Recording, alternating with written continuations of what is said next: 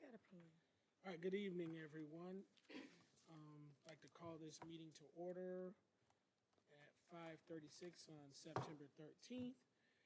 As we always do, we go over the vision. The vision is the Brownsville Classical School community intentionally values and highlights the strengths of all members through providing a personalized learning experience, celebrating diversity, and practicing creative problem solving in order to cultivate a strong, accelerated program to nurture lifelong learners. The mission is that BCS commits to personalized growth and empowerment of all. The norms of the meeting are be result-oriented, be fully present, be respectful of others' time, assume the best intentions, and stay student-focused. We'll go right into the roll call with Mrs. Lewis. Stephen Mitchell, Here? Akira Barclay, Here. Charles Barron, Joyce Brown, Present. Dwayne Davis, Here. Eugene Lewis, Here. Jennifer Lewis, present, Tamara Hoff Pope, Reginald Spears, Here. and Nicole Spicer. Here. So it looks like we have a quorum. I'd like to move that that Dr. Pope be allowed to participate virtually. Second. Motion been made and properly second. Any discussion? There being none, we'll all vote by raising your hand. All right. Any opposed? How many yeses? 8. Any opposed? Any abstentions? All right, so that motion passes. Ms. Pope will be allowed to participate virtually. Ms. Spicer, can you have Dr. Pope on a meeting, because I'm not going to be able to do it and live stream at the same time. Yes.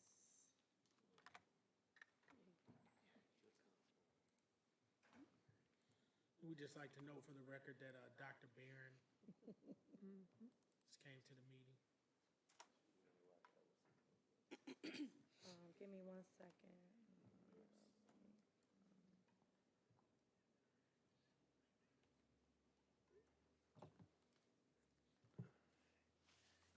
Okay, I'm waiting for Dr. Pope to join virtually. Good evening, Dr. Barron. Everyone.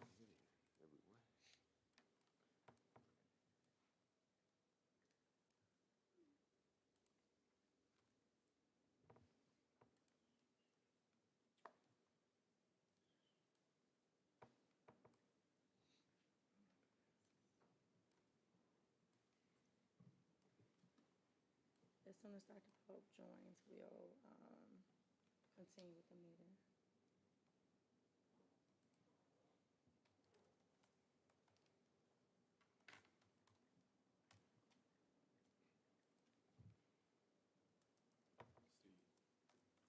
Steve, has there been any guidance about the virtual, or new guidance about virtual? Yes, they actually just came out with something a couple of weeks ago that says they're going to continue to allow virtual participation, but they added a component. They said for child care reasons, you can now participate virtually if approved, but pretty much the same thing. And as far as us having to do it like we do on YouTube, that is not required, but best practices, we just do it so that people can go back and look at the meetings if they couldn't watch it in real time. I was in another public meeting where we were having a conversation, and I was like, we just said, even though the emergency order is open, that we open a meeting and then somebody needs to participate that way, we just make a motion. Right. Yeah. LSC Relations sent out the guidance. If you want it, I can re-forward it to you. Dr. Pope is on the call, so we can proceed. All right. All right, did everyone get a chance to review the minutes?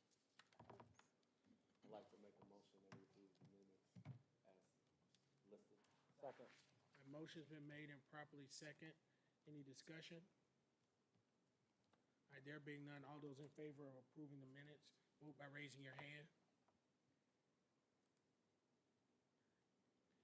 What about Dr. And Pope? then Dr. Pope. Yes. All right. 10 yes. Any noes? Any abstentions? All right, that motion passes for approval of the minutes. Next, we'll move on to the approval of the agenda but we would, I move that we allow the candidates to give their introductions first and allow them to leave, and then go into the agenda because of the CIWP. It's quite lengthy. So I move that we adjust the agenda to allow the candidates to go first. Second. All right, motion made and properly second. Any discussion? There being none, all those in favor of adjusting the agenda as stated, vote by raising your hand. Dr. Pope is a yes. 10 yes. Any abstentions? Any noes, any abstentions? All right, there being none. So we'll move right into allowing the candidates to go first. I'm sure you guys saw the email, but we're basically gonna allow the candidates, each person that's interested, come in and give a brief introduction and tell why they're interested in being on the LSC. After that, we will vote as a council on 2 people, and the 2 highest vote getters will be appointed to be on the LSC. So that being said, A question, yes. before we start. Is each council member voting for 1 parent or 2? 2. Right, thank you. All right, so we'll just start here. Are you interested in being on the LSC as well? Oh, okay. Okay. All right, so Ms. Yandi Morris, we'll let you go. Stand up and, Give them the mic. oh.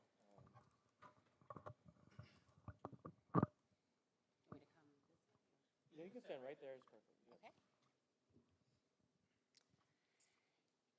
In Kenya, when members of the Maasai tribe greet each other, they do not ask, "How are you?" or "How is your day?" They simply ask, "And how are the children?" The Maasai people understand that if the children are well, we are all well. Our communities thrive when children are safe, healthy, supported, loved, and nourished. My name is Yandi Camille Morris, and I am here today to ask that you support me for the local Student Council Parent Representative. I am the mother to twin first graders, Bronx and Beckham Andrews. I am a wife, an attorney, and no stranger to the education landscape. During law school, I served as a full-time substitute teacher where I taught algebra and biology. I served as the chair of the board of directors for Chicago Public School and as an associate board member to a second Chicago Public School. Educational equality has always been and will continue to be my passion.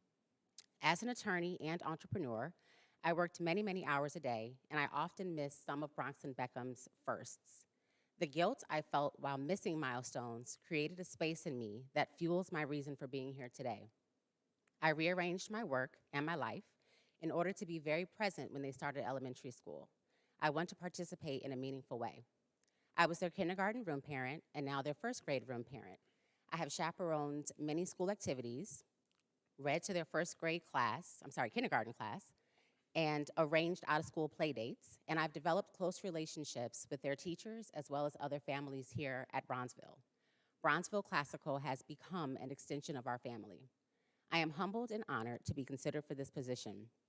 I am detail-oriented, passion-driven, a critical thinker, and I will work relentlessly on behalf of all of our children.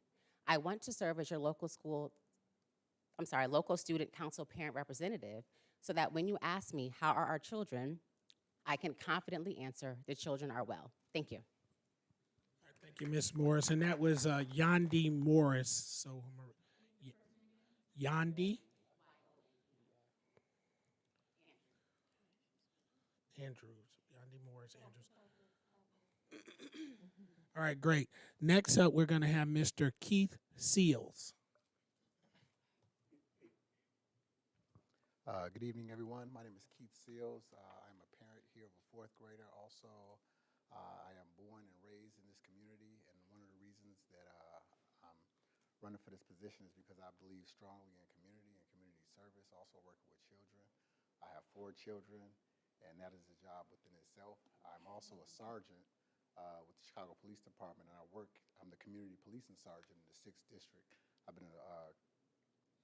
been working with the city of Chicago in the police department for 14 years now, and my job title now as the community policing sergeant is working with the different communities within the 6th district in Gresham Autumn. So here in my own community, I'm very, very passionate passionate about this community. I love the way it's come together and what it was before and what it is now. And I really want to work in the school, in this position to help the school and help the students develop and be the best that they can. That's pretty much it. All right, next up, we're going to have Dr. Marlon Cummings.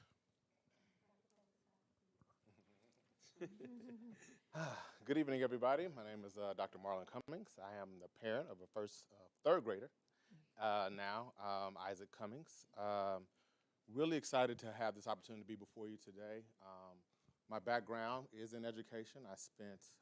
Currently I serve as the chair of education at Governor State University, where I oversee many educational programs: elementary education, special ed, secondary education, principal preparation, a doctorate program in education. So my whole life is just centered around education. Prior to that, spent time working in education advocacy, also worked for the State Board of Education, and started my career in education as a middle school math and science teacher. And so I'm here today just because I love to be in service. I'm passionate about helping schools grow.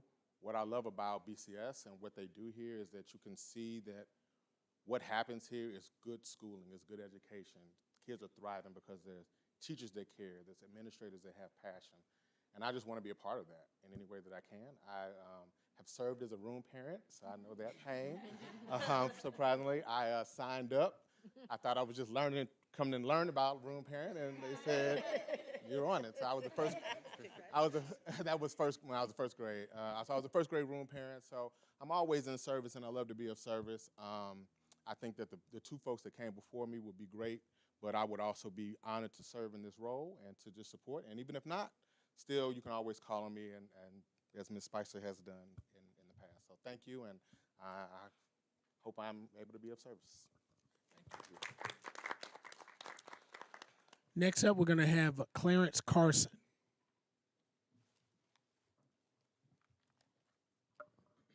Thank you.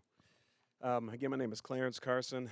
I am the proud parent of Christina Carson, who was a graduating student last year in 6th grade, now in the 7th grade at Whitney Young School, or matriculating. Where's it graduating? Matriculating. And I'm also the proud parent of Clarence Carson III, who's actually in Ms. Lewis's class in kindergarten here. So, fully invested here in this school. I have a certain set of skills that I would love to be able to apply here to this role, to being a parent representative. Let me see. I walked these halls for multiple different reasons. I was here when the school rang its first bell, when the CEO used to be here, of course. She was here, or the mayor was here, was what welcomed the school when it first opened. I was actually going into my new role at that time as the Chief Facilities Officer of Chicago Public Schools, so I know these buildings well. This is a new building, but again, it will age. Our playground will get old, our floor will get sticky, our lights will go out, and those are skill sets I can definitely provide here, and for anyone who, of course, is still in downtown. Even before being here as a parent, my daughter went to McDade School, and even before I had a title or anything like that at all, I lend my hand there too.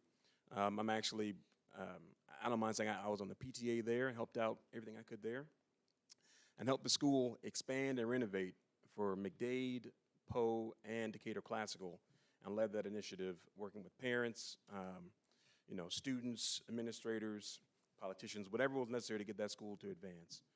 Those are the same set of skills I'd like to provide here as well. Whatever I can provide from downtown, myself, dedicated parent, looking to be a part of this in this way.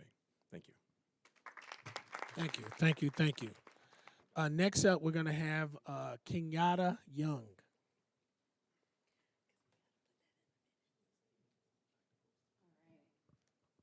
Good evening, everyone. I am just super excited to be here. I've been up since 4:30, and now I'm like, goodness, I'm feeling it.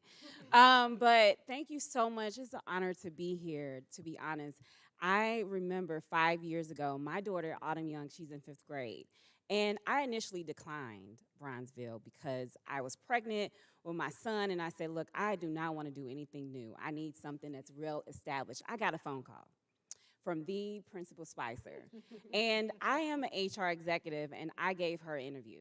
I was like, who are you? What does this school mean? I need to truly understand that my daughter, who's a one of a kind. Like, she's truly an eagle. She's soar alone and proud to be. And I wanted to make sure she was in a safe space to thrive. And with that one phone call, I was like, oh my goodness, she should be interviewing me. And I quickly said, whatever I can do, put me in. And I remember being on the interview panel for our former assistant principal, Ms. Talley, and I have just been that secret person behind the scenes of just put me in, coach. And so that's just who I am. I am an HR executive today at Meta Facebook, which I'm certain all of you all are on. And so that's what I do in the 9 to 5. But on Sundays, my husband is a youth pastor. So I have the privilege and honor of being around kids every day. And Sundays is no different, and that's 50 plus. So kids is near dear to me. But one thing that I tend to really hone in with my kids is all about confidence.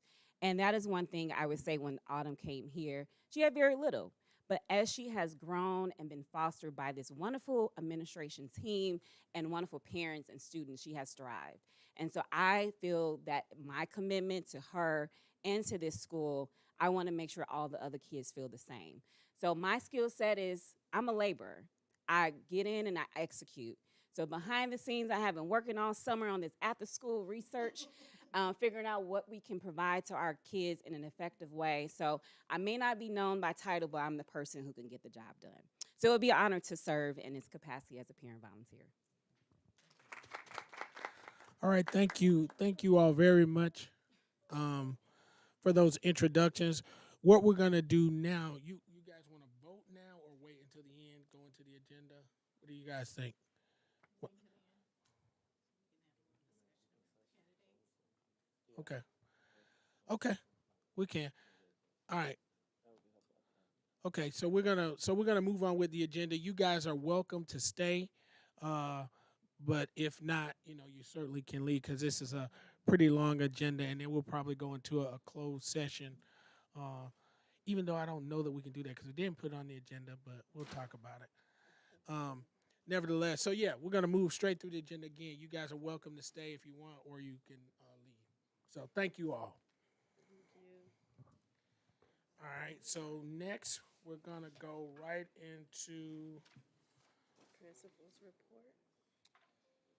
the principal's report, and then we'll go right into, and then just, Ms. Spicer, just to expedite it, just go one budget review, diverse learners. Yeah. All right, thank you. I can do that.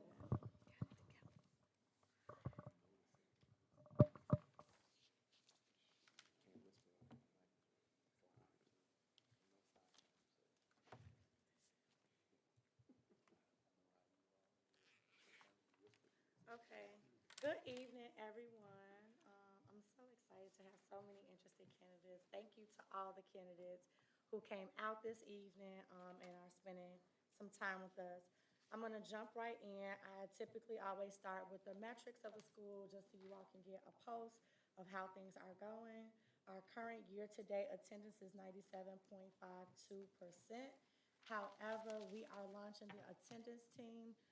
At my principal's meeting, we went over some research that talks about students who miss 2 or more days at the beginning of the school year, how that could impact the rest of their school year. So any student who has missed 2 or more days, we are reaching out specifically to those families to figure out how we can support. Some of those, we know strep throat, sickness, loss in families, some things. But of those students, there are some that we don't know why they haven't been here. So we are definitely going to reach out to those families, although we're above the district average of 96%. We have 164 students who are on track. You will notice that we have a significant number of students who are off track. That's 67 students. And that is because some grades are missing with 4th grade math and science. So we are working to address that. We know progress reports are coming up. So because the GPA cannot be calculated, they're considered off track. 22 of those 67 students are also off track for attendance. So we'll be reaching out to those families to figure out how we can support. This is the beginning of the school year. Medical compliance is due by October 15th. We are currently at 26.24% partially because Nurse David is here in name, not in person. School nurses are typically assigned to multiple schools. One of the schools on his caseload has a newly diagnosed type 1 diabetic student, so he has to be there until they can staff a agency nurse to monitor the students' glucose levels throughout the day and administer insulin as needed. So he has been supporting us virtually, but he hasn't been here to input any of the data. Mr. Lewis did the majority or all the enrollment for our new kindergarten class, and that's usually the bulk of immunizations and physicals that we have to put in addition to sixth grade. So Mr. Lewis has been tracking those documents as they come in. So we're just working on actually putting those into the system. The portal for us to process family income information forms has been open since the beginning of school, but there are some families that get auto-certified, and so we had to wait until that came through from the state. And so now the auto-certified families have been identified. We will start processing those forms. So only 16% of those forms have been processed. Remember, the family income information forms are the forms that have to be submitted from every single family, whether you are applying for free or reduced lunch or not. The applications for free or reduced lunch help us get additional state funding. Typically, you have to be around, I think, 75% of your students getting free or reduced lunch to qualify. Not quite there. A lot of our families opt out, so we usually are around 18 or 20%, but every little bit helps. Family dynamics change from year to year. So we switched it up this year before you could have fun, and to the rainbow cone detriment, we got outside 20 minutes late because we got our forms first. So we will learn better for next year. I'm excited that we're almost over 90% for parent portal registration, which is going to be extremely helpful as we start to collect student fees. I think we are at, I don't know if this is a high or not, but so far this year, we've already collected about $12,000. So I'll keep monitoring that to see where our completion is. The first student account statements will go home with the progress reports. So I'm sure families will be responding when they get that. Year to date, we've only had 2 COVID cases. And our 20th day or our pre-20th day, I'm projecting our final enrollment is going to be 423. I did send out offers on Monday, was it Mr. Lewis? Monday or Tuesday. Monday or Tuesday for the last few seats. I believe there are about 6 offers that I sent out. Was really trying to get over 428. 20th day enrollment is important because that is how they project or they calculate our budget for the following school year. So I know that there has been some chatter on the family groups about selective enrollment, tutoring, and sharing those resources. So I want to publicly state this is my stance on that, and I want to be explicit about the why. Some families did explicitly ask about that in the 6th grade group. I removed the statement and emailed the parent who put the statement in the group. In my email to that parent, I did explain my why. I don't want anyone to be confused as to where I stand. Bronzeville Classical School is a quality program that every family should be proud to stay in through 8th grade. With that being said, every family is different, every child is different, the needs are different. I fully support families' right to choose. However, we cannot support that on a Bronzeville created avenue, platform. So if families want to connect and want to share resources, I encourage them to use the school directory, talk to each other, network, do whatever you need to do, but I cannot endorse that, and I wanted to be very, very clear where I stood. Our 6th grade class went from 59 students to 25 students. That is going to affect our budget. If we get fewer dollars from CPS, that affects the quality of the program and what I can offer. To this point, money has not been an issue, and I don't want it to become an issue because parents think that staying here means that they won't have the same opportunities they have leaving for the academic center. And the 7th grade families who have chosen to stay, they've already started to receive resources to ensure that their children have choices. So I just wanted to be clear on enrollment and what we're putting in the group needs. I want to pause and see if there are any questions. I just wonder, so, I probably didn't even see it, but isn't it, I mean, it's yet a positive that we've had these students be able to transfer out. It and is. move on. So how do we support the parents who feel the need to make those resources available at the same time, fill the empty seats that we lose in the meantime? How do we go about doing that? So I'm going to say this in a very respectful way. That's not my role. My role is to keep families here because every student in a seat here means resources and more for our school. While families have the autonomy to make that choice, I feel like the parents they can't come to the school for that. That's what I'm saying.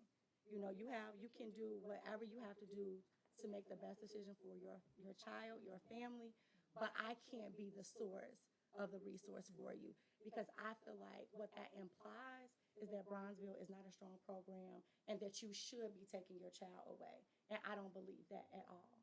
But I want you to understand, though, too, I see it as a compliment to you, is what I'm saying. Well, I mean, it's great when I look at the report and I see where the kids are going, and I hate I left my notebook downstairs. But I mean, I have the numbers. I know where the kids are going, and they're great choices. And any family who made the decision to leave, I completely understood. It was no shame. Congratulations, good luck. They called, what do you think about this school? What do you think about that school?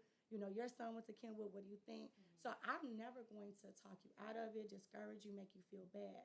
But what I'm saying is I can't be like, yes, go to these tutoring groups so that you can leave. Because if you do go and you apply and you have options, you may be faced with a really hard decision. Because if you come and ask me, I'm going to say, you don't have to leave because we are going to make sure that your child is ready so that in 8th grade, they can go wherever they want to go. And then the converse to that is knowing that we have 31 seats available.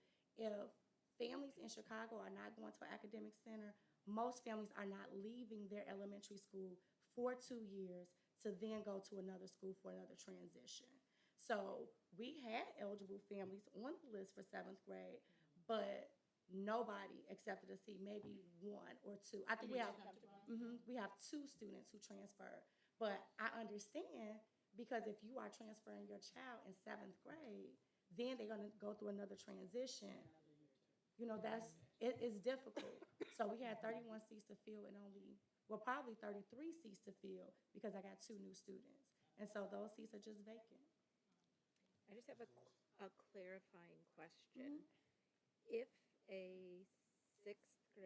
current sixth grader, tests for an academic center, do they also need to test for, and assuming a child is at a traditional neighborhood school, do they also need to test for a classical school? So if they, let's say they did not get into an academic center, but they did have the possibility to come here?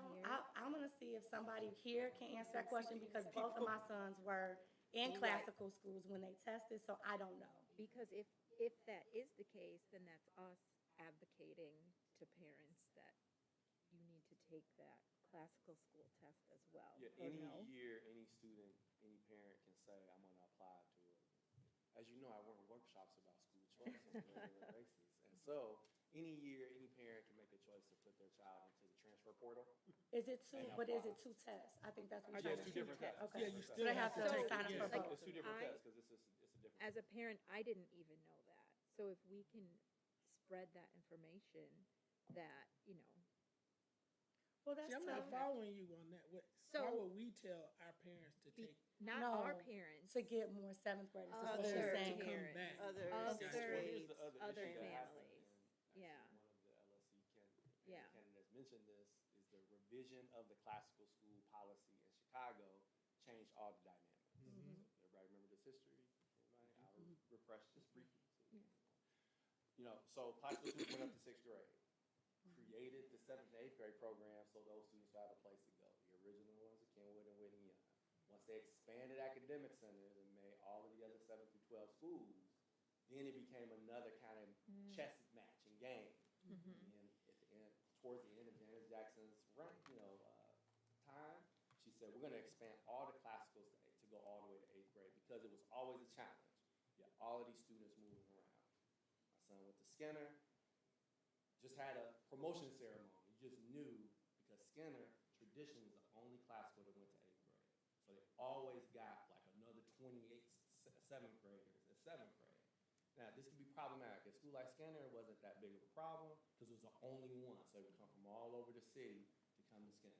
This happens in our neighborhood, in close proximity to this neighborhood in Hyde Park at Ray.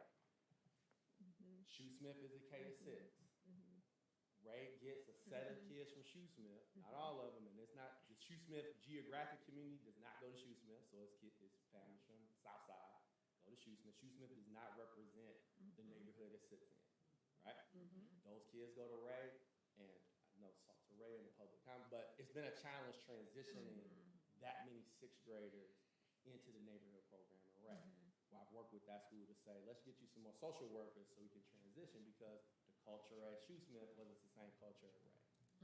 So it's just, we're just dealing with something that's been happening in the city for decades. That kids transition, families make choices. We've had this conversation in this forum over the past year since we constitute the LSC, which is, there's a conversation we had about why families make those choices. How do you think about them keeping here? Why are they making those decisions? And a lot of it has to do with the competitiveness and the thing about high school and what it means in 8th grade. And everybody kind of talks about this differently, even in the charter school world. There's a whole other conversation.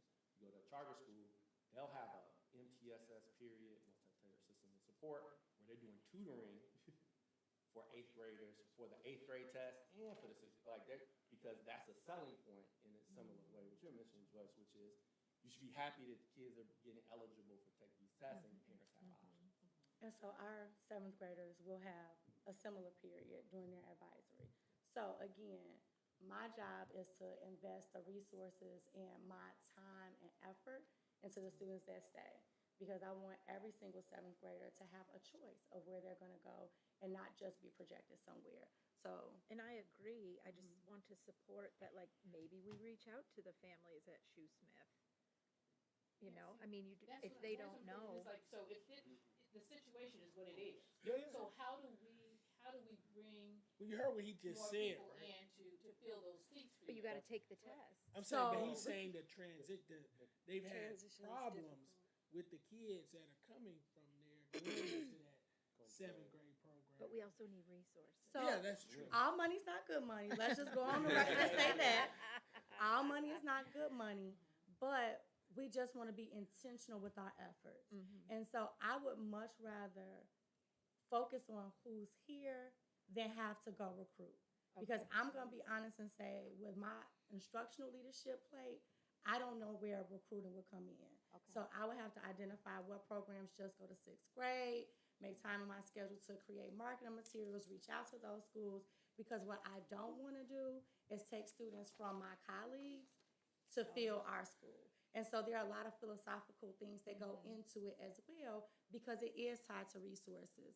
And so we could talk for days on this, but I just wanted to clarify and clear the chatter, because I know no one said anything to me about it, but I know there is some chatter. So I just wanted to be direct, open, and honest about where I stand and why. And just from a probability standpoint, I know parents get scared, but the fact that your kid got in here is really indicative of them really getting in anywhere they want to go when they're in 8th grade. I mean, it's you're competing with the academic center people a little bit, but I think, people just get super worried, and I think what they're learning here, if they choose to stay, will likely get them in whatever high school they want to go. Yeah, that's all. You are a public participant, yes. Yeah, we'd say public comment. We have to, Point of information. order. Yeah. Point of order, chairperson.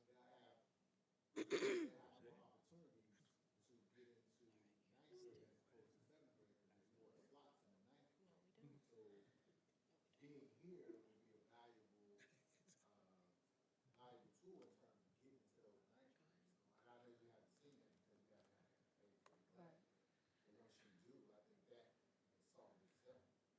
guys, we do have a public comment portion that comes at the end and that sort of thing. But we just had another candidate come in, Ms. Ferguson. Do you mind if we just let her go ahead and give her introduction? Because we've already kind of skipped that part, but on the agenda, it was later in the agenda. So I move that we allow her to give her introduction before we move on with the rest of the agenda. Second. All right, the motion's been made and properly second. Any discussion? Yes. She was voting. Oh, no, I was voting. I was counting my own All hand, right. sorry. All those in favor of the motion, vote by raising your hand. Ms. Pope, or Dr. Pope is raising her hand. All right. Any opposed? Any abstentions? All right, that motion passes. Ms. Ferguson, what we did was we allowed everybody to kind of go and introduce themselves, and so we're going to let you go ahead and go. We moved it to the beginning of the agenda, so we'll let you go ahead and go, and then we'll move back into the agenda. And it's okay for me to sit here? You can sit there or come here, whatever you're more Whatever comfortable. everybody else did, I'm trying to. All the Oh, candidates yeah. came here and spoke on the mic.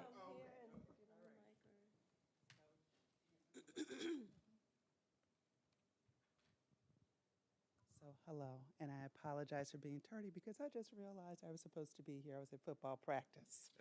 So I raced from 22nd Street to be here because it is important to me that I have an opportunity to speak to all of you. And my interest in this role, Tiffany Mary Ferguson, thank you. Interest in this role, interest in continuing to volunteer and support Bronzeville Classical, its students, faculty, and staff as much as I can. We are new to the school. This is our second year at Bronzeville. We transferred from what used to be Andrew Jackson Language Academy and then was Chicago World Language Academy. But we had a wonderful year last year. I've been very impressed with Ms. Spicer and her leadership and how the school is run. I volunteered last year, just doing little things in the cafeteria, et cetera. In terms of experience that might be relevant to this particular role, I have led many, many teams, volunteered for many, many things. I'll just do a quick list. I have served on 2 boards. One was Girls in the Game. I was also active many years ago in YWCA. I've had leadership roles in both of those organizations. I've also been heavily involved in my Jack and Jill chapter. I serve on the executive board for that and all the requirements that come along with that. I made a commitment to myself and to my child that I would double down on my commitment of my involvement in his school community this year, which is why I was interested. My day job, when I'm not worrying about Grant Garrison, who is in the 5th grade, and my only child, is that I am Vice President of Labor and Employment for Allstate Insurance Company. I've worked there for a few years. I'm a lawyer by trade, do many things by day at Allstate. So I'm happy to answer any questions. And again, thank you for accommodating me. I am resourceful because I managed to figure out the location that the meeting was happening and arrange for somebody to watch my child while I race down here. So I'm also resourceful. Thank you. Thank you, Ms. Ferguson. All right, so we'll move right back into the agenda. Ms. Spicer. Emergency management, we're on track. We have some tentative dates listed. Those will be in my principal's report. I won't read them all individually. I also shared the calendar events for September and October. I am proud to announce that in 2 days, we will kick off Hispanic Heritage Month, and it will go through October 15th. Some other highlights, and one thing I would like to announce to, 2 things to announce to the LSC is one, Ladies of Virtue is coming back. They actually really appreciate using our space and know that it came at a bargain rate. So not only did they give us $4,000 off our contract, but they also are going to continue to pay their rents, which has been invaluable. So we're excited to have Ladies of Virtue back. We also made an amendment to the class trip. We thought that taking 25 students on our first overnight would be more manageable for us as a first time doing it, rather than taking nearly 80 students somewhere. So we are going to start out small, figure out what mistakes we can avoid, and then Ms. Bradford, who is going to be our tour director, is going to have something regional for next year's sixth graders. The seventh graders will take a trip. I'm not sure where we said the seventh graders will go, but there'll be a different track for sixth grade, seventh grade, and eighth grade. How will you determine what 25? Are you going to have? Oh, it's only only 25 seventh seventh graders. Oh, just the 7. Okay. Just the seventh graders. Sexual health education informationals are starting, so please watch your calendars for that. And then the Friends of Bronzeville will be hosting their fall parent social on October 5th. Whatever that Thursday is. Okay, October 5th at 6:30. So I have to add that to the calendar. I did forget that. And then we are excited that our fall festival will be held on October 25th. Kindergarten and grades 3 through 7 will be at 1:30, and grades 1 and 2 will be at 12:15. Be on the lookout for volunteers. We will need plenty. We did start our Network 9 classroom visits. Some observable classroom measures that we're looking at are the standards aligned targets provided to students, and is there evidence that student learning is aligned to the standards-based target? We did our first landscape walk this morning with the network. 93% of our classes have a standards-aligned learning target that was provided to students. And where our work will be is making sure that the student learning is aligned to that. That's only 66%. So that happened because whatever was stated that the students were going to be learning, the task may have not matched that. In some cases, there was a transition or just starting, so some of the learning was not observable, but we are going to bring that to the IOT to discuss moving forward. Our powerful practices for this school year will be our personalized learning signature strategies and then strategies to increase student-to-student discourse. I'll briefly highlight some of our work in all 4 of the principal domains. The first one is organizational leadership. I think the highlight of this leadership or this space is I am participating in leadership coaching. And so for our first IOT meeting, I was able to share my learning from my leadership coach to build the capacity of our team to build the capacity of others. So really talking about adaptive and transformational change and how our instructional leadership impacts student learning. And then the second piece of our IOT meeting, which was very powerful, was that we planned out our first cycle of learning around teacher-led conferences. Teachers are currently in safe practice, and then we will begin classroom observations on the 14th and use that data to plan our professional learning on the 22nd. Under the instructional core, our MTSS ELA lead, our MTSS math lead, and our diverse learner teacher team lead are planning professional development next week. Those teachers will have their release day. On release day, they will be analyzing their curriculum-based assessments to plan with the end in mind, plan for misconceptions, and address the gaps between the rigor of the standard and the curriculum resources, which happens often.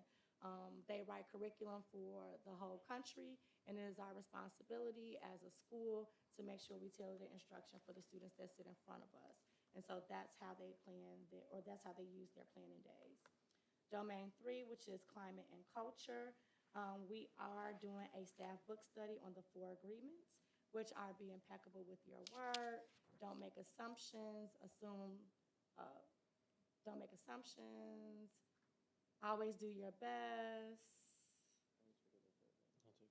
And don't take it personal. Thank you, Mr. Lewis. And so we selected that because we understand the power of collaboration. And when you do work that is this important, people can be passionate, and we want to make sure that we are being productive in our collaboration. So that has been really powerful. And I think the 2 other things I'll share from this is that we have a Choose to Lose campaign for staff, by staff. Shout out to Ms. Jackson. She won the challenge for week 1. So we are trying to take care of ourselves as a staff. So super excited. And then our feathers have taken off. I think today, because Mr. Spears taught me how to read the data in the new portal, we awarded over 954 feathers today. And we're super excited that the students are wanting feathers, have bought into feathers, and feathers are being shared. Do we normalize the feathers? Not yet. We noticed that there's some lopsidedness, but we're working on it. Because the kids know. They really are like, Gives out the feathers. that's not fair. Such and such got 100 and we only got 2 for the same thing, you know. So they're really like. So we talked about that today. So we're gonna revisit. So the first time you do something, you know, there is a process to standardize things. So we've already talked about some relearning. And since this is a part of our CIWP that you'll hear about later, I'm sure that we'll come back to that. But also shout out, we got the highest network attendance for August at 98.06%. And then our diverse learners also had the highest attendance in the network. Lastly, in Domain 4, I am excited to share that our core cadre teacher, her assignment has been extended from the end of September to the end of October.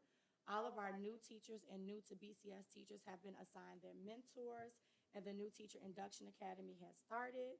And as a network, we are reading student-centered leadership. Some things that I'm doing across the network in a leadership capacity is I have the pleasure of being the new principal mentor of Sheila Jackson at Mollison. I will be teaching a master class for the Illinois Administrator Academy credit for CPS and contract school leaders.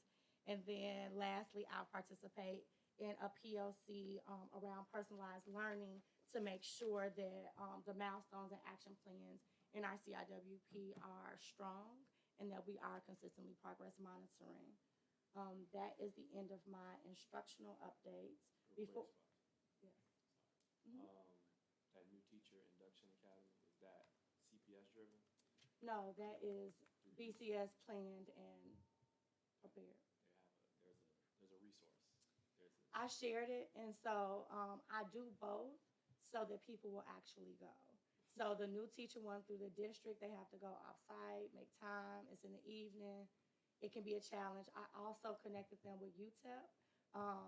They're doing a stipend for teachers who participate, and so I do know our new teacher has signed up, and so she's in that program. So yes, they reached out, and we definitely took advantage of those resources. They're still looking for teachers too, so anybody else. Okay, they were at the CAC too. They were.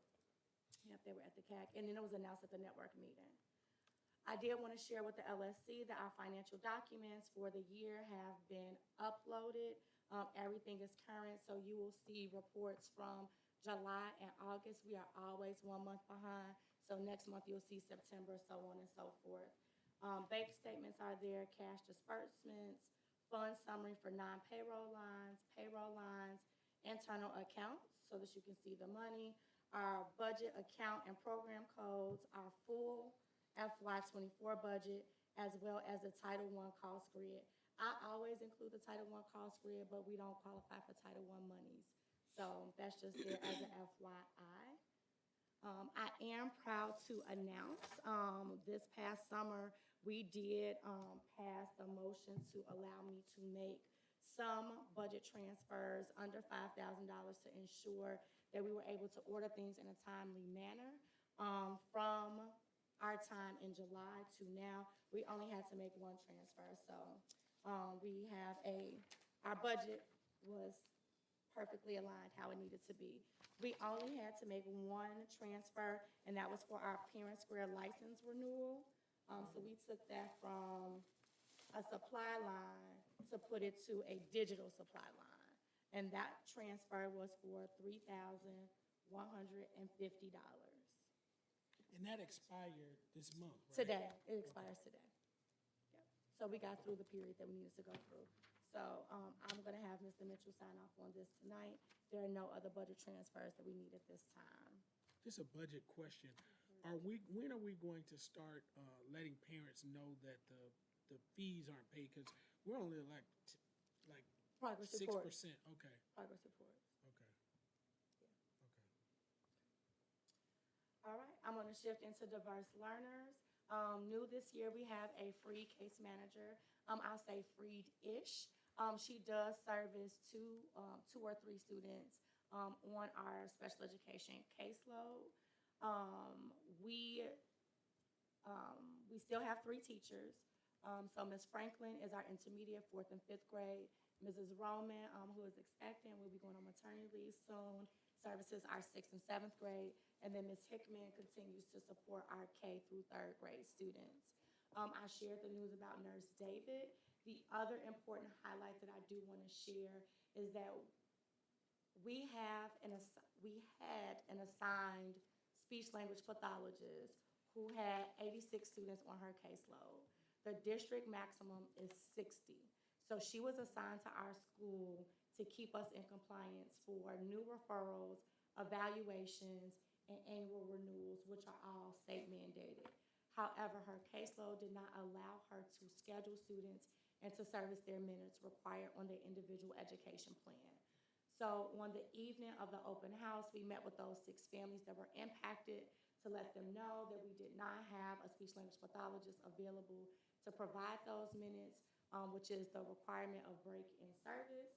And then to let them know the next steps would be, once we got a speech language pathologist, she would collect data around how those missed minutes impacted those students. And then we would have individual family meetings to talk about what compensatory educational services they would qualify for. But I'm also happy to announce that we found out yesterday that we do have a speech language pathologist. So all those minutes that students missed either, right now it's just direct minutes because the indirect minutes were monthly and quarterly. So we had not missed those minutes as of yet. So next Tuesday, we'll have a plan in place with the case manager, and then we'll begin to communicate with those families to provide them with an update. Any questions on diverse learners? Okay. All right, are you guys ready for the CIWP? Yes. All right, don't be so excited. Okay, if you refer back to the email that I sent, I guess I'll project it, especially since we have an audience today.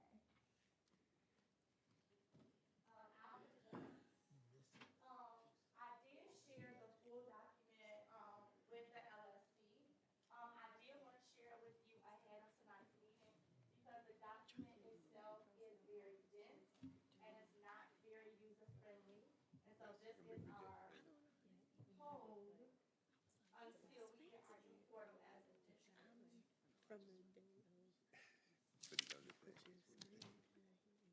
Ms. Spicer, can you just, for the audience, and just kind of explain what the CIWP is so people can know? Absolutely. No one's gonna be able to hear you over there. Yeah, sure.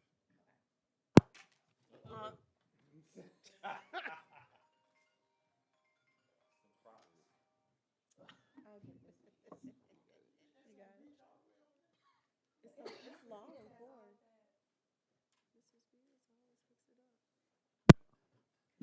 I think that was pink, but You want to put it under the table? okay. Maybe I'll move the podium. Mr. Lewis, will you help me? Or Mr. Spears, you already. Thank you. I can give you. No, this is fine. No, I was gonna say I have a HDMI extension, so you could come this way if you want with your computer. But if you're good, It's okay. All right. So the CIWP stands for Continuous Improvement Work Plan. For all intents and purposes, it is our strategic plan as a school. So our work is in alignment with the CPS vision, with the idea of equity surrounding everything that we do. The CIWP will address academic progress, operational excellence, and definitely building trust with our school community. For strategic alignment, there were 5 foundations that we reflected on and selected priorities from. The expectation from the district is that we choose one priority from the instructional core, which was specifically around curriculum and instruction, and then secondarily, inclusive and supportive learning. And then the other three foundations that we could select from were connectedness and well-being, post-secondary success, and partnerships and engagement. These are some of the foundations on a more detailed level. So when we're talking about curriculum and instruction, the actual curriculum, instructional practices, conditions for learning, how I am sharing the leadership, assessment for inclusive and supportive learning, really thinking about multi-tier systems of support, IEP fidelity, and having students in the least restrictive environment. For connectedness and well-being, really thinking about our healing-centered supports and making sure that we are creating the conditions for learning around the well-being of students outside of instruction, so socially, emotionally. Post-secondary success really speaks a lot to high school work. On the elementary level, it is really around those individual learning plan structures, which is new for BCS because they start at 6th grade. Last year, we did not start them because they were transitioning to a new program. So we didn't want to start the students in one program and then switch to a new one this year. So individual learning plans will be new for 6th and 7th grade this year. And the last one is partnerships and engagements, really just thinking about the school-family relationship and connection. Again, our vision, mission, core values that Mr. Mitchell already reviewed at the beginning. We are briefly going to go through how we came up with the CIWP, how we engaged in the process, and then providing the actual priorities and getting feedback. So this is a 3-year strategic plan. It's our big projects to improve student daily learning experience. Please know that this is not everything we do, but these are the big rocks. Okay. This was the process. We create the team, we reflect, we determine at least 2 or more. Chiefs really want us to stay no more than 3, at least 2 priorities from the foundations, analyze the root causes, develop a theory of action, draft the implementation plan, and set goals. You will see throughout the life of our CIWP that the priority and the theory of action will be static.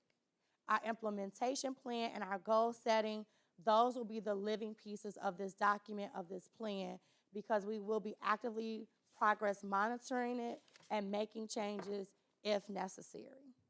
The piece that's outside that is fund compliance, meaning that our budget needs to be aligned to what we said in our CIWP, so making sure that we are funding the big rocks. And then the family and parent plan comes in if we have Title I monies. So with Title I monies, we have to engage families a little bit differently to talk about the allocation of those funds. But because of the percentage of students who receive free or reduced lunch, we don't have any Title I funds. And then lastly is the approval process that the LSC will go through this evening. So our process, we formed a committee from interested teachers and teacher leaders from the IOT. We invited our parent representatives from the LSC to join, went through the reflections over the summer, identified 2 priority foundation areas, rated the current practice in all foundational areas, analyzed metrics and the instructional impact aligned to those foundational areas, discuss stakeholder feedback. We use 5 essentials, cultivate from the students, 5 essentials from the students and the parents, created our student-centered problem, discussed the root causes, developed our theory of action, began drafting our implementation plan, shared the priorities at our August LSC meeting, presenting today, and then with the approval of the LSC, we will have a regular cadence of CIWP updates in our meetings moving forward. So if you, you should already have a link to this deck, but I also linked it in here. One thing that I did link in here when we engaged our parents or when our parents joined the work, we did share the data metrics with them as to how we got to these priorities. So for the LSC, I also wanted to share, or the full LSC, I also want to share that data with you all. So reflecting on the foundations, thinking about each one of those foundations and where we are in our practice. Our team, these are the folks that participated. Those are the meeting dates that we had. So starting with curriculum and instruction, we do have curriculum adoptions for ELA, math, science, and social studies. ELA, we are K through 7th Amplify. Math, we are K through 3, Eureka Math, and then 4th and 5th are Envisions. 6th and 7th are using Skyline. The reason why we did not choose a curriculum for math is because we wanted to be intentional about what we selected for algebra and made sure that the 7th grade curriculum was a pre-algebra program that will prepare students for the algebra class that they will take in 8th grade, so that 100% of them will pass the algebra exit exam. So when our 25 go on to high school, they will start at geometry. The opportunity in this area was really to connect curriculum and instruction to the connectedness and well-being of our students. So we know that if we are not meeting their needs, that Maslow theory comes in, we know that no instruction can take place. And so that was the opportunity that we noticed here, because we do believe that we have a high-quality curriculum. For our inclusive and supportive learning environment, we do have a universal screening assessment now with iReady. We know that there is a need for professional development for our diverse learner team, which is our youngest team, if I have to put years of experience to it, which is why we used some of our resources to have a free case manager to provide that direct coaching and development of that team. So previous CIWP really focused on creating the systems and structures to develop our behavioral health team to really speak to the SEL, as well as the academic side of MTSS. So we felt like we have those strong systems in place. We just need to progress monitor those. So with us having a person to coach the DL team, we did not feel like this should be a big rock.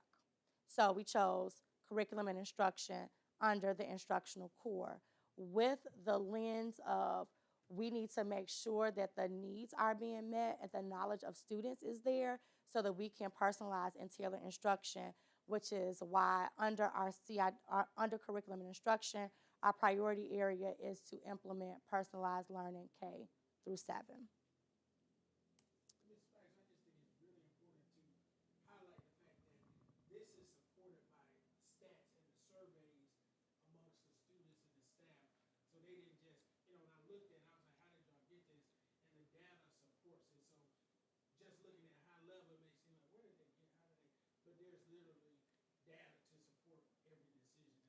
And I did bring hard copies of some of the reports if people want to see those as well. So connectedness and well-being, starting out as a school, kindergarten through 2nd, the issues, the concerns, the challenges, the celebrations that you have when you have a primary school versus a school K to 7 has evolved over time. And there has not necessarily been a systematic intention around that. And so we recognize that we may be focusing too much on the students who are not meeting our expectations and really missing the majority of our students who are. And so when we were very critical of our practice in that area, we realized that we needed to develop a systematic approach that had not been there before, and thinking about the social emotional needs that come first before the learning can be there. We felt like that would be the perfect pair with our personalized learning initiative with connectedness and well-being. Post-secondary success, we are still growing our middle school, and unfortunately across the district and how we manage our resources and development, as we complete our middle school, that those practices, development, and strategies will come, but not necessarily rising to our standard of a priority in this moment. Although we integrate lots of college and career readiness opportunities through classrooms to careers. They are coming back for a second year. They talked about students being exposed to some high-skilled trades. And I'm not just talking HVAC or plumbing. I can't remember the ones from the orientation last night, but if any families were on the call, they know about that. Last year, they created businesses that had business plans, marketing. They had a florist come in for Mother's Day so that they could learn how to do floral arrangements. They had created logos, and they actually printed them. One of the partners is a apparel print shop, so they actually printed it. So really creating opportunities even though we're not really there yet. And last but not least, our partnerships and engagement. We have strong family engagement as demonstrated this evening. I always say that parents are our secret sauce, so we felt like we're doing this extremely well, so we did not want to make it a priority. So we settled on curriculum and instruction really around our personalized learning strategy. This year, district office allocated a personalized learning coordinator. So we have someone who is being developed professionally in order to provide professional development for our teachers. Everything that you saw in terms of professional learning was something that BCS saw out, BCS figured out, BCS provided to our teachers. But now with this opportunity, I get leadership development, and then we have a coach who can develop the leadership in our teachers. And then last but not least, our connectedness and well-being really is aligned to the launch of our positive behavior incentive system, or AKA our feathers, and a relaunch of our SEL curriculums, Calm Classroom, and Second Step. Thinking about priority number one, our student-centered problem was students should be able to take ownership of their learning. This includes identifying their learning styles and preferences, which will ultimately aid in the increased student achievement, motivation, efficacy, and engagement. So that's what we want students to be able to do.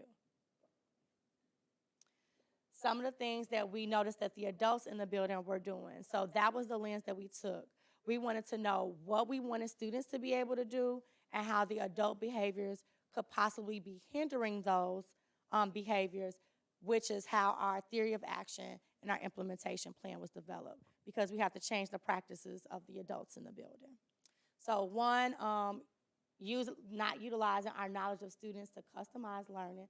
So how do we get to know the students? Planning with intention around their interests, performance levels, and relevance. And then lastly, really creating increased opportunities for genuine student voice and choice. So you will see that that's also aligned to our powerful practices that I shared during my report, personalized learning, and then increasing student-to-student discourse. So really trying to make sure everything is aligned and cohesive. So our theory of action, I will not read it to you. I will give you a moment to just read.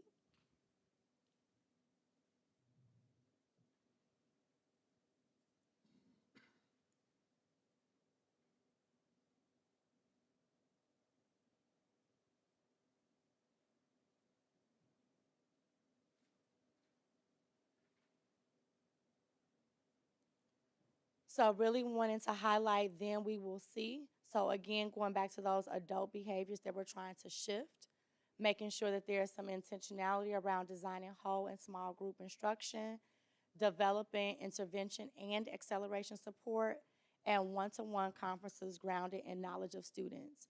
One example of this that I want to say will be a shift, but a small and powerful shift, is if you think about the short-term learning plans that our students used to complete. We want them to look at the choices and say, oh, I am working on simplifying fractions. So when it's my center time, I'm going to go and choose the simplifying fractions game. I'm not just going to get on IXL and do multiplication because I know my multiplication very well. Because we know students will navigate to what they prefer, not necessarily to what they need. So starting the school year with teacher-led conferences, teachers are getting to know students personally, but the academics is coming with the diagnostic. So those conversations will shift from what do you like to read, what do you do when you get home, or what sport do you like, to, hey, on the iReady assessment, I noticed that you're really, really strong at multiplying and dividing. I want to challenge you, and I want you to choose these activities during your center time. So those are some of the small shifts that we're trying to make to be a lot more intentional. So we'll see increased academic performance in reading and math on iReady. These are our 3 major milestones over the next 3 years. Again, these may shift based on the needs of our staff and our students.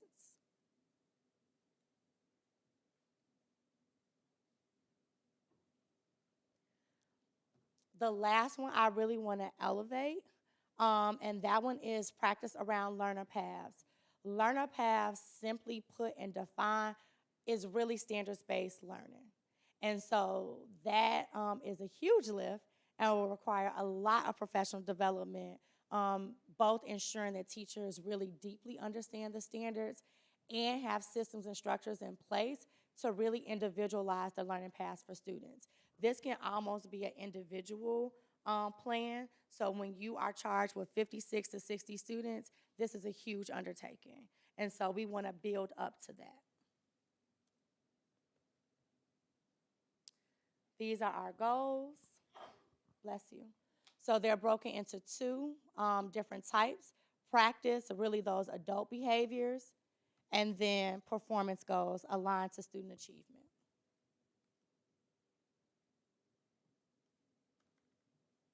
There's a small typo, math should be 82%.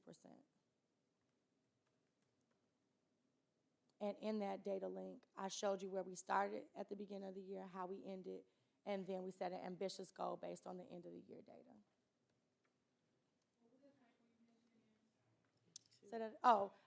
In math, instead of being 88%, it should be 82%.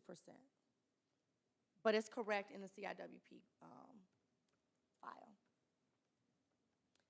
Second one is around connectedness and well-being, and I want to shout out Ms. Forrest. Ms. Forrest is a new member on the ILT, and sometimes our essentials teachers accept the challenge of figuring out how they fit when we start talking about reading and math.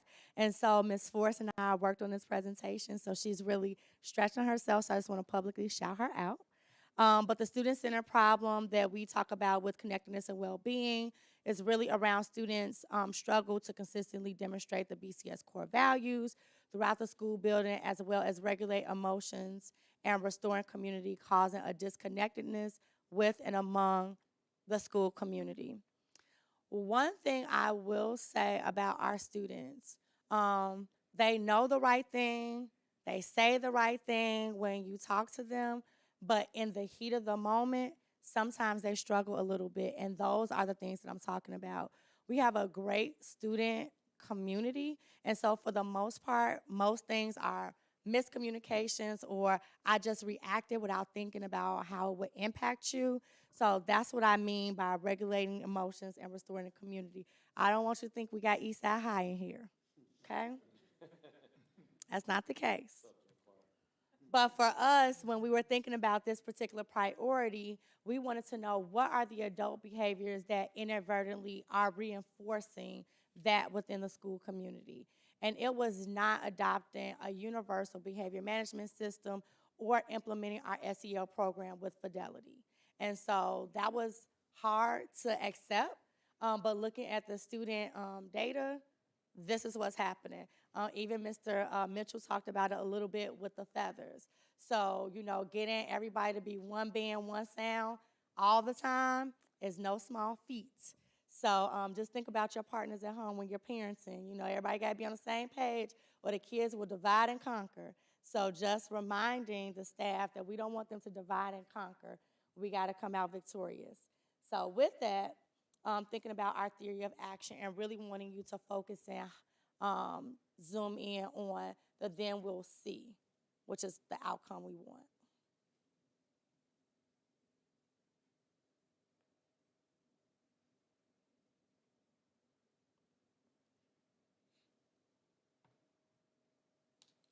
So really looking at the then we'll see students regulating their emotions and exhibiting the BCS core values by a decrease in behavior infractions. One thing I want to say about this priority, and this is something that I try to put in perspective with the teachers as well. Sometimes you have that one group or few students, it can feel like everybody, which is overwhelming and it's stressful. Shifting our mindset around what we're actually doing helps everybody focus on the positive. So it encourages teachers to see positive things, reinforce positive things, reward positive things, so that I can reach out to Mr. Seals and say, Addison did A, B, and C today. And then when I do have to make that call and say, Addison did not make a good choice today, you know that there is a balanced approach. And sometimes that hasn't been intentional in our communication. And so we want to make sure that parents are able to see their children holistically and know that we see them holistically as well.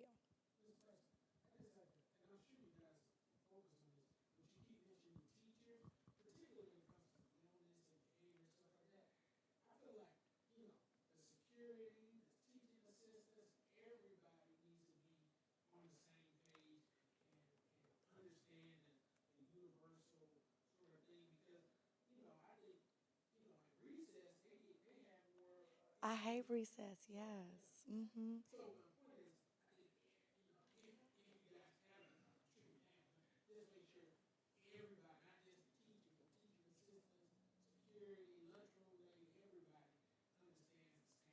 Mr. Mitchell, you and Mr. Spears are kindred spirits. He has already got that base covered. He trained all of those folks. We were just looking at the data. Miss Evans, who is the lunch porter, has given out feathers. Miss Thomas did a whole orientation about feathers and what it looks like at lunch. I'm not sure about Mr. Cook and Mr. Williams, but everybody is giving out feathers. Our classroom assistants, our teacher assistants, everybody has been trained and everybody gives out feathers. Now, I am a guilty party. I don't think I have given out one feather, but I'm going to work on that. So, yes, but that is a great point, and that was something that the committee that worked on this priority elevated as well. These are our 3 milestones, which may shift.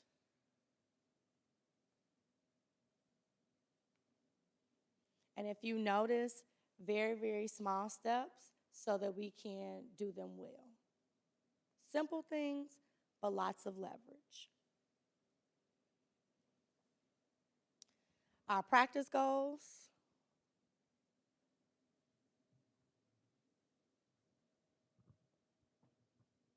So 2 behaviors we want to see.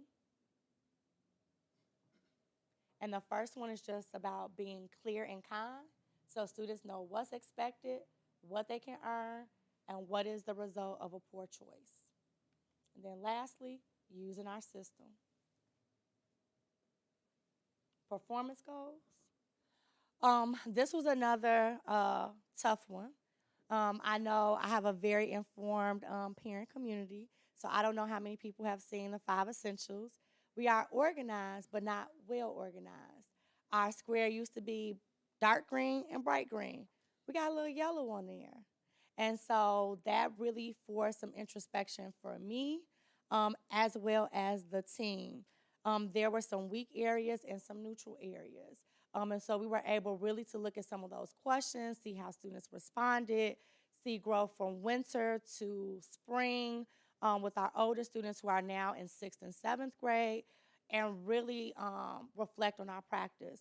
One thing I'll say is that the data revealed that the teachers didn't feel supported by me, so the students didn't feel supported by the teachers, which is why I have sought out a leadership coach. I have been a lot more intentional with relationships, addressing things, managing expectations, so that the teachers feel supported, so ultimately the kids will feel supported. Because if the teachers don't feel supported by me, they can't support the children. So there are some shifts. So with our connectedness and well-being goals, really increasing our student-to-teacher trust from weak to neutral, and then the academic personalism from weak to neutral as well. So my teacher, I have the questions if you want to see it, but my teacher knows what I'm struggling on, or I feel comfortable asking my teacher for help. Those types of questions are there. We do not receive Title I funding, so we don't have to go through fund compliance and family and parent plan. We'll do the approval at the end, but I will leave time for questions and feedback. If you just want to leave some feedback, you can scan this snazzy QR code that I taught myself how to make, and either leave your questions and feedback there, or I could answer them live. So I'm going to make a motion that the LSC accepts our CIWP plan and vote to approve the priorities, theories of action, and implementation plan as set. Second.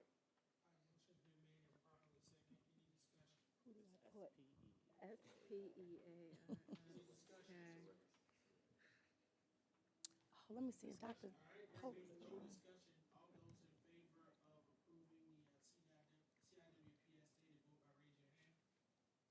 Check poll. Dr. Pope, are you voting on the CIWP? Oh, thank you. And do you vote? I'm just going, I don't think I should Okay. vote. All right. So 9.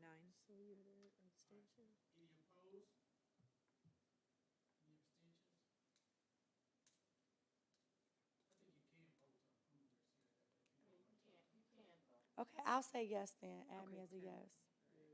Mr. Lewis, are you abstaining? Yep. Thank you. Oh, you're abstaining? Why did I? So 9 yes and 1 abstain? Okay. You know what?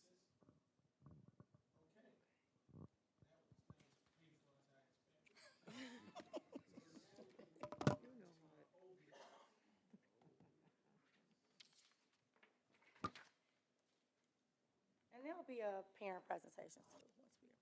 And I'd like to say thank you to the LSC Oh, it parents didn't who work. served on the committee, because, I mean, that was quite a commitment to, I'll send you you know, sacrifice your days and time to meet and keep our best interest in mind. So thank you very much. And I must say, it was supported, the data, I mean, those surveys and everything, it was literally, you know, me and Ms. Spicer sat in there for a long, long time going over every little piece. So it's supported Yes, by the. yes, we did. That would be. You said you had hard copies of that data. Can I have a copy of that for my file, please? I have to log in to get this, so I'm not sure, but I can share the link that you can get this for, and then we'll see what we can do. Because I just, well, why don't, the data is actually linked in the CIWP presentation. All of the public facing information, but if you want to look at it this evening, you can, I can pass that down. I'll just make sure it's no student names on there. You sure? Yes. Yes. That is the strength of the. Old business? I gotta get my tabs together, I'm sorry. I gotta find Dr. Pope. Okay. Old business, is the parent orientation. So that, Student fees? oh, the student athlete fee, let's table that. Okay. Me and Mr. Lewis, we started to talk about it a little bit, but there really is no resolution, so I'd just like to table it. Okay. You want to go into the parent orientation before we do the voting? Oh, that's up to you. Yeah, so parent orientation. I think that's you and Mrs. Barclay. I know we wanted to host that. I didn't know if you all met or if you, or if we want to wait until we get our new parent representatives, and then our 6 parent representatives collectively can talk about what you all envision for that, and just let me know so that I can support. Because we have an audience today, I'll just go back. So we decided to have a parent orientation because we all believe that Bronzeville is a very special place. And it's a very special place because of our parent community and our relationship between the school and home.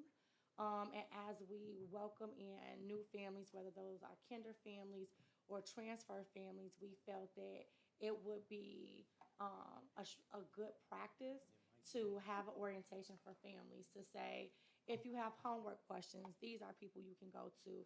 If you are wondering about this, that, or the third, like what is the group me for? Those types of things can be included in the parent orientation, which are really like parent engagement type things and not school policy things. And so as a school leader, I offer my support, of course, the venue to host that event, but I really did want it to be a parent developed and a parent-led initiative. So it's like it's peer-to-peer and it's not Miss Spicer said.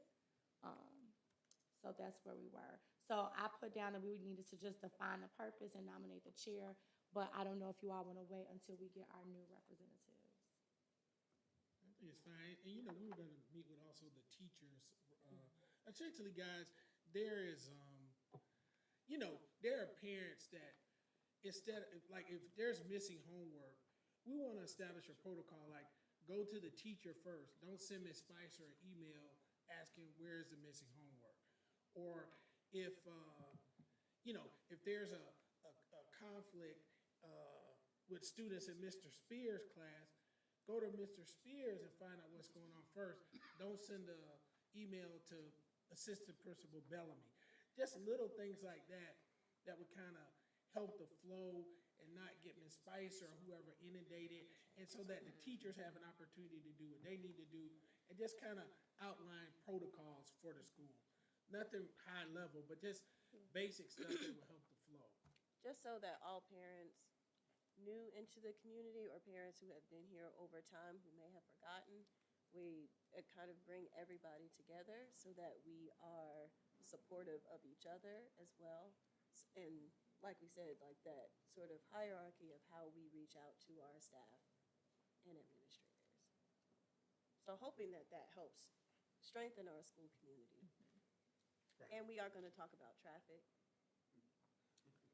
Yeah, traffic. And drop off. Drop off. Entering in the wrong door. So I won't pretend that that isn't scary in the morning. And Well, construction starts I tomorrow. saw that. And it's gonna be for 1 month. You can't park on any of these blocks all the way down all day. Literally, like right here on State, down on. I mean, it's gonna be. But it's going to be worth it in the end. It'll be worth because it. It'll be safer. Yeah. It's in going to the be end. safer. And so I do have to say, traffic calming measures. A parent asked me, what does that mean? So we are going to get some of those curb bump outs, so, you know, like it won't be straight down the street like some of, you know, so people will slow down because the road is narrower. So they're going to do curb bump outs, higher curbs, and then the pedestrian refuges in the middle. So the first phase, they wanted to start on the school side first to get that done and out of the way. So they'll start with saw cutting tomorrow and Friday, begin removal on Friday and Monday, and then start laying concrete on this side of the street. They cannot shut down State Street, so State Street is still going to be open, but it probably will be challenging with the construction equipment. There'll be flaggers out there, so people will, I'm trying to encourage people to come early. I'm sure my email's gonna blow up with the tardies, but as soon as the engineer called me, I told the parents, they wanted to do it the first day of school. I said, absolutely not. So this was the compromise. But it's going to be worth all of the drama that will come. It's gonna be worth it. Then I'll move to the west side of the street, and then the pedestrian refuges in the middle will be the last phase. So essentially, it's gonna be one lane. It's gonna be one side with both lanes going. They're gonna block off the whole side, and I guess they're gonna park people here, park people on 42nd. So are we gonna make any adjustments for the drop off or tardiness or whatever, given that there may be some complications, especially the first week?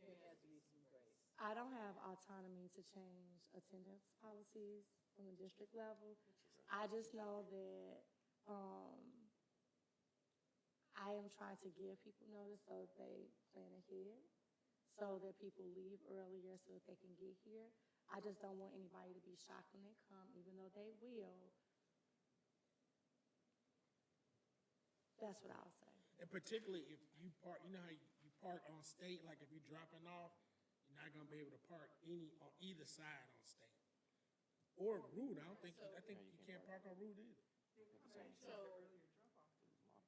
It is, the doors do open at 7:15. That is an excellent point. so do you think by the end of the week, we'll be able to share with parents some type of visual map with some arrows as to what really is gonna work best? I'm saying by the end of the week, because that gives, what's today, Wednesday? I mean, quite possibly. I mean, I have some people that, like AP Belling is really good at that, so I can have her, I'll work with probably, bless you, her, Mr. Spears, and Mr. Lewis to just kind of see what we can do from Google Maps. I mean, of course, they shared the drawings with me, but it's kind of like hieroglyphics unless you're like a, a civil engineer. So I didn't want to send that out to parents.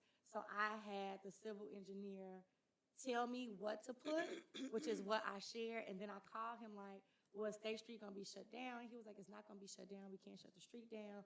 So I'm trying to get as much information as possible. So this is an educator talking to a civil engineer. So he is trying to explain to me, but he's not giving me detail.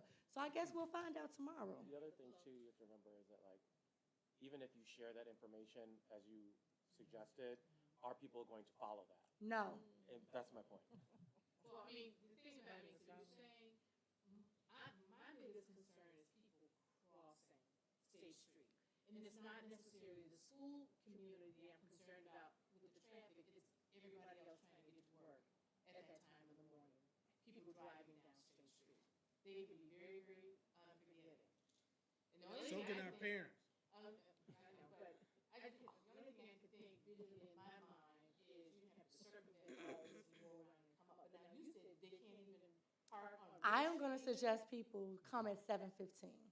The doors open at 7:15. If you come early, you'll avoid all the I'm not so traffic. sure if that's even gonna be, I'm still thinking about just the local traffic overall. So I just want to get, so you said you won't There's be not able to, a lot of local you traffic can't at even that stop time. on Route Street. There's not a lot of traffic. It's at just that State. Because I get here at 7 o'clock almost every day, and there's no But traffic going. that's without barriers. That's with the lanes like. But I'm saying that there's not a lot of traffic to begin with going up and down State Street between that time up until you get closer and closer to the start of school. What I'm saying, Mr. Spears, is everybody else who has nothing to do with Bronzeville needs to get to work up and down State Street. The first time they see those barricades out there, they're leaving earlier too. You see what I'm saying? So I'm just thinking, we need something really to plan on how to get around. Again, you just said you couldn't even stop on Route Street? You can't, there's no, if you go out there now, you'll see no parking on Route and no parking on both sides of State. So that just means that our parents have to use the kiss and go lane. There's no park, get out, give your baby a hug, do the special handshake, kiss both cheeks, and then get back in. Like, drop the baby and go. So you're saying on that, what is that other street? So can we start the kiss and go lane earlier? Because the issue is the kiss and go lane doesn't start at 7:15. I don't have anybody, well, I'll have to figure out logistically how they're going to get in the building, who's going to supervise them. Because Mr. Lewis and Mr. Williams could be out there, but then I got to make sure it's staffed in a central location to receive the kids. So it's going to be painful. I'm going to see how tomorrow goes, and then we'll circle the wagons. Can we get volunteer parents to support that? I would hope so, but I've been asking for volunteer traffic directors since 2018. We only had 91 kids. So we can send out the call again. So hopefully everyone here will reach out to their network and say tomorrow's going to be rough. Anybody who can come before 7:45, please come lend a hand. Just careful. I need people to cross at the light. I need people not to make U-turns on State Street. I need people not to make U-turns on Route. And Not block the parking lot. Don't turn off of State Street and stop on Route Street. Because then everybody that's turning off of State Street On the corner. bottlenecks. And the day that my soul left my body, a child got out of the car and was crossing the street And so the car, because the cars are bottlenecked here, cars slung out. Yep, they do that. That's why I always thought route needed to be a one-way. And the poor child, and just like, it is, and I know that happens more than the time that I saw. So we just have to be careful, be mindful, everybody's got somewhere to be, but we don't want that kind of stuff happening. No, so far it's just been one side mirror, so we'll see. I get cussed out by the neighbors at least once a month. It used to be once a week, so now it's just once a month. Progress. Yeah.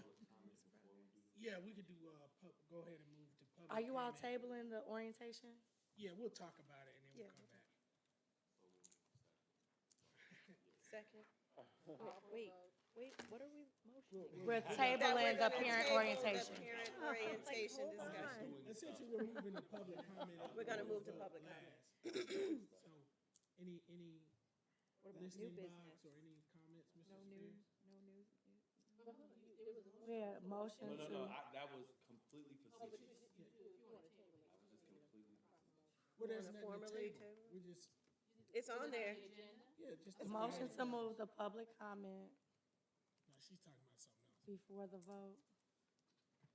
Wait, She's are talking we? about, well, we said define the purpose of the parent. No. We did.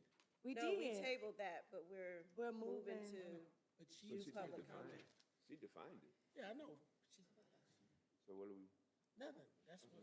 But are we moving public comment before the Yes. vote? I'd like to make a motion that we move public comment to this moment. Second. Motion's been made and properly Wait. second. Any Why do discussion? you keep doing both? Davis and Spears. Spears, all right. To Any do, discussion? where we moving There it? being none, all those in favor of moving the public comment portion up, raise your hand. Dr. Huff says yes. I mean Pope. Sorry, Keon. Any opposed? Any abstentions? Wait, Everybody. It was And 10. thank you. Says 10. It's about past my bedtime. All right, I so, can't count. Mr. Spears, any public comment or listening box? Nothing in the listening box. The only public comment is, was on the YouTube. Happy with the small class size for 7th grade. It's like kindergarten Um, in 2018. I would like to say something for the public comment, just so that everybody is aware. An email and a parent square is going to go out shortly as soon as I get home and write it about band, concert band coming up for 4th through 7th grade scholars. Anyone who's interested in being in band is welcome. If you have an instrument, you are welcome to join. If you want to rent an instrument for your child who is interested in being in band, they are welcome to join. If you don't have an instrument, we are going to have BCS instrument scholarship, where students will have to do a music theory test, and then they'll do some instrument tryouts, and I will make a recommendation for their instrument based on their facility with said instrument for those scholarships, because we have a finite number of instruments that are BCS owned. But if you want your child to be in the band, and you want to go and purchase them an instrument or rent an instrument, I can provide some places for that, and they are more than welcome to join. We're going to have an informational meeting next Tuesday evening at 5 o'clock in the music room. No. Do you know yet what the practice schedule, any of that will be? Yes, practices. So for the first semester up and through winter break, we're going to have 2 separate practices. Woodwind instruments will be 1 week, and then on Tuesdays, and brass and percussion will be the following week. So they'll alternate weeks through the end of the semester. And when we come back in January, everybody will meet Mondays and Wednesdays. And will this be 3 to 5 or 3, what time? It'll be 3 to 4. 3 to 4? You said alternating weeks, woodwinds, and Woodwinds and brass and percussion.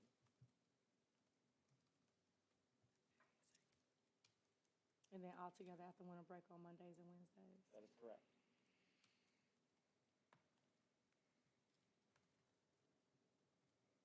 All right, perfect. The next thing on the agenda is the. I thought they were, y'all had some, okay, I'm sorry. Public comment. I forgot all about you. Humans in the room. Yeah, I'm sorry, all right. Oh, okay. Come on, public comment. I just want to be clear, this is my first meeting, and I would like to be clear on what portion of the meeting is open and what portion is closed. So all of the meeting is open. If we have a closed session, we'll actually go, and it'll be on the agenda that we're gonna go in. We'll make a motion, we'll go into closed session, but generally speaking, all of the meeting is open unless we actually have a reason to go into a closed meeting. Okay, and then my second question is there a virtual option? Yes. So right now, you could have been watching this at home on YouTube. Okay, I could have, but I was already out, so I decided. No, I'm just saying, not you specifically, It's an any option. person, yeah, it is. But it is an option. Yes. Yes.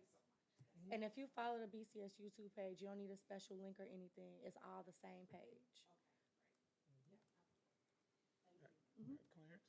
So one, I got a bunch of different notes. I know we're down at this point. One, the Open Meetings Act of Illinois requires it to be open in this big house meetings we're in. All right, it's a couple things. One, tried my best to honor the Robert's rules of everything. Years of board service, so I get it. And my mouth was closed. Good job. Yeah, it was tough. The attrition situation we talked about earlier, about different selective enrollment schools. Poe, McDade, Decatur, Leonard, a bunch of them all have issues. 7th to 8th grade is very typical that they don't have students. McDade, of course, had one grade all the way through, just like Poe.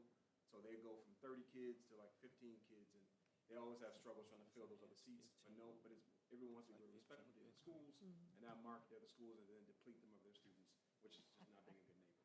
So that's why that's rarely done in that way. But McDade, or our kids with the McDade, of course, they're together. At that time, isn't at 7th and 8th grade, but we built the building, we did all the stuff, the district did whatever, did all that stuff. But the resources are there, but not the students, and it's just a reality. It's not for principals to do stuff. Secondly, the reality of what we're now facing for 7th and 8th grade now shrinking is something they all have to deal with, but it usually brings about an impaired parent involvement over time. It just does, because those upper grades are now gone, the big kids are gone, and some parent involvement starts to wane over time, and it changes school culture. So what you all are doing now, and the Friends of and everything else all you all do, being very intentional around student mentoring, being a big thing. That needs to happen for the big kids to the little kids. Friends of and LSC fundraising, because the district won't give you the money.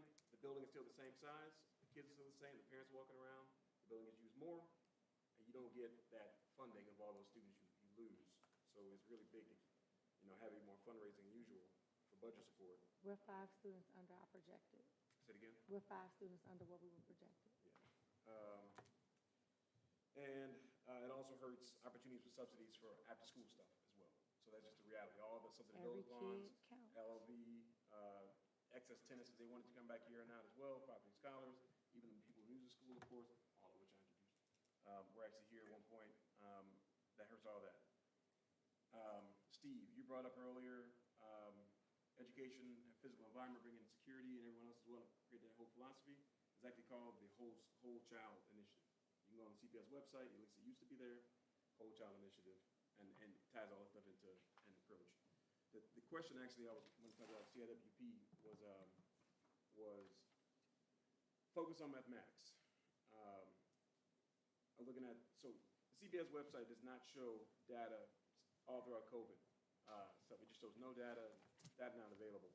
When you go to the Illinois scorecard, the ISB, it actually shows you scores. It shows, of course, that we have a substantial number of students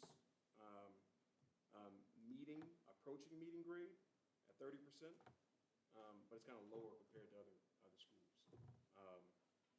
And we have a school, of course, of 72% black students, and we have like 37% that are at approaching meeting, which is lesser than some of our.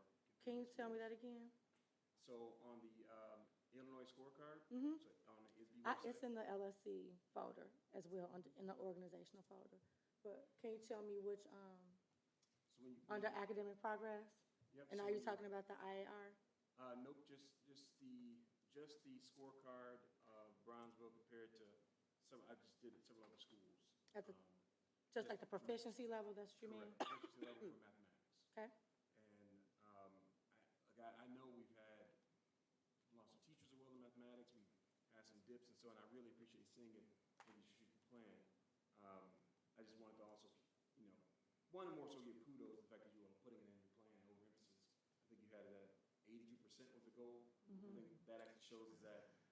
So I 80% think, or so. so you're comparing two different data sources, so I wanted to pull it up to make sure that I address your question properly.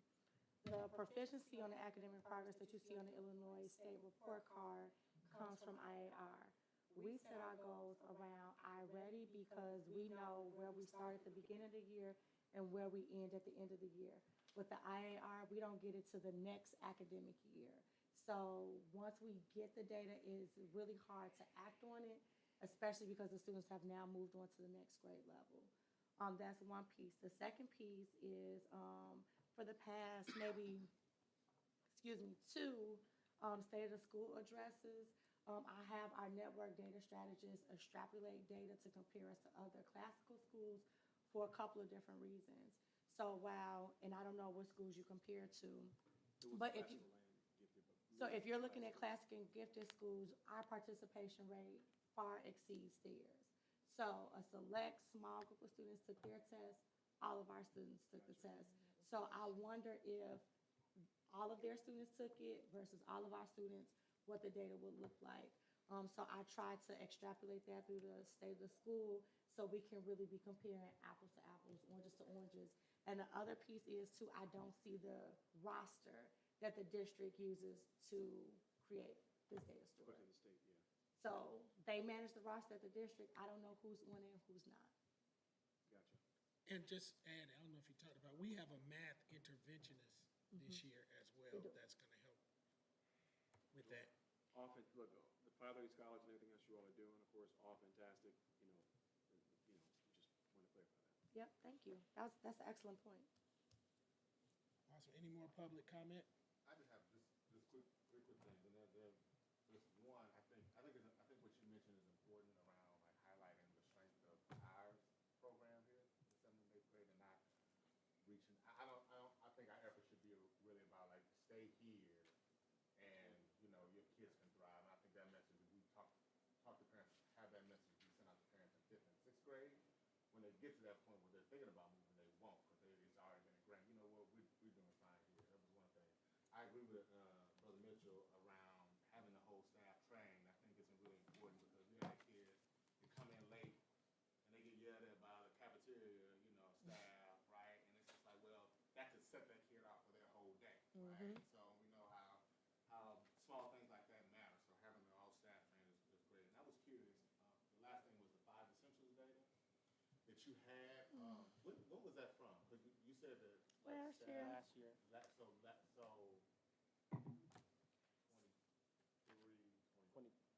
22, 22, 23. May 20, April, May 20.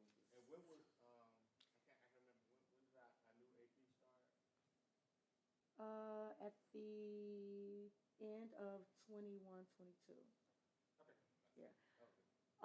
One thing I did notice with the data, and we did talk about this extensively when we had our stakeholder group discussion, is that our participation last year was much lower. The teacher representatives on the committee were able to talk about the various reasons why people do or do not participate in the 5 essentials. Some people have the mindset of this is my opportunity to kind of get the principal and to say all the things that I don't want to have a courageous conversation about. And then like those people who have great things to say, just like, oh, it's too young. It's a time of year. It's a ton of stuff that's happening at that time. But I think enough people took it so it could be a representative set. And so, I mean, I'm going to take the feedback as the feedback. People give cool feedback all the time.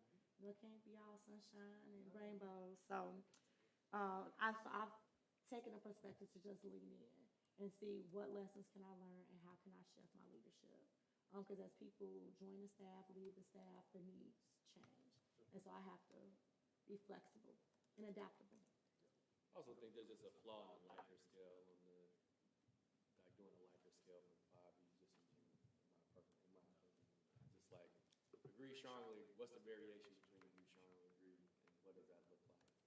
And I have personally run that whole trying to get all the high school students to take the 5B. I've been the teacher in the computer lab, just coaching students on how to just answer a survey, not the questions themselves. But I need you to just try to answer every question. I know it's a long time. Sit down and do it. So it's the same thing with adults. It's the best thing we got, and it's now statewide. But Well, I you really can't like critique this the teacher, things. but I hate this That's teacher. right. And so my survey is all about this one teacher. Yeah. And that's the thing, When they most of have the the people survey. who don't Just like came are the before ones that. who gonna fill it out and give the feedback. And it's a bit of the culture of doing it too, which is a whole nother circle. Yeah. So I'm just leaning in. I like to make a motion and close public comment. All right. I was also going to say, is there any incentive or capacity to do the earlier drop-off? I know we do early drop-off, I know we have that, but if you all ask more parents starting tomorrow, or at least market it again. I think we have early enough drop-off? staff. I think the challenge would just be, right now, it's only one point of entry. And so it can be monitored. But if I have multiple points of entry, I would have to redeploy people like at 7:30. So it's gonna be tough tomorrow, so hopefully you all will get here early. I gotta get here early tomorrow myself. All right, motion's been made, second. Second. All right. All right, motion's been made and probably second that we close public comment. Any discussion? There being none, all those in favor of closing public comment, raise your hand. Dr. Pope? Yes, her hand is raised. All right. I'd like to make Any a motion that we, abstentions? oh, sorry. Any, I move, my bad. okay, all right, great. There being no extensions, no no's. I move we go to closed session. Okay. Second. All those in favor, I mean, there being a motion made. I'm also making some notes too. Ms. We'll Lewis. go into closed session. Any discussion? So we're going into closed session to voice our For the choice. vote. Well, Is there a reason why we have to go into closed session for that? We don't have to go, we're gonna discuss the And then choices. we'll go back into open session to vote. Yes. Yes. Well, we're not gonna vote, it's gonna be a paper ballot. Yeah. that's what It's not a- we had no process. We just, everybody talked. I think the closed session is I mean, we can do it. set the parameters. All right, well, all those in favor of going into closed session, raise your hand. Everybody. Yes, me too. Oh, Dr. Any Pope. abstentions? Dr. Pope has had her hand raised. Any, okay, that passes. So, so, you guys saw all the camp, You gotta close it, you gotta close it out. You gotta stop the stream real quick. My computer is now frozen. Computer's on a closed session. For real. I feel We're like I'm making good being time. I'm actually proud of us. So will we, Live streaming. so they're gonna come back in, or are we just gonna? we can send go emails? out of closed session and Okay. but you know, we could, depending on how you guys wanna do it, whether you wanna vote, like, write the names on a piece of paper. Well, however you if wanna we're do going it. to closed session, I don't know if this is still running, so can you turn the mics off? And I'll